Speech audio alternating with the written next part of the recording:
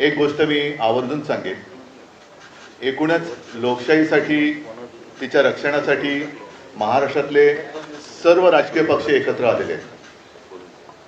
आम्ही सर्व एकत्र येत असताना भारतीय जनता पक्षाला सुद्धा पत्र दिलं होतं, पण आज व्यासपीठावर आणि आमच्या कालच्या आणि आजच्या निवडणूक आयुक्तांच्या भेटीमध्ये भाजपाकडनं कोणी आलेलं नाही.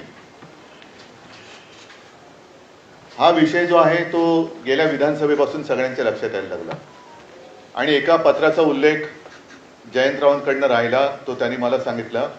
तो म्हणजे विधानसभा निवडणुका ज्या म्हणजे गेल्या वर्षी झाल्या 2024, त्याच्या आधी 19 ऑक्टोबरला एक महिना आधी महाविकास आघाडीकडनं निवडणूक आयोगाला एक पत्र दिलं होतं आणि त्याच्यामध्ये आमचा विषय हा होता की नाव घेऊन अगदी म्हटलं तरी की काही भारतीय जनता पक्षाचे कार्यकर्ते ह्या मतदार यादीशी खेळतात आणि त्याच्यामध्ये काही लोक म्हणजे त्यांना हवे ते घुसवत आहेत, नको ते काढतायत. हा सगळा खेळ यांचा सुरू आहे.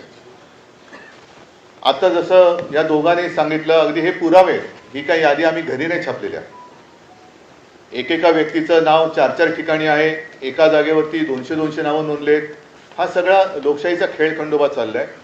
दोन्ही निवडणूक आयुक्तांना आम्ही सांगितले की एक तर इलेक्शन म्हणजे निवडणूक घ्यायची असेल तर ती निष्पक्षपातीपणाने झाली पाहिजे, नाहीतर इलेक्शनपेक्षा सिलेक्शन करून मोकळे व्हा. तेवढंच आता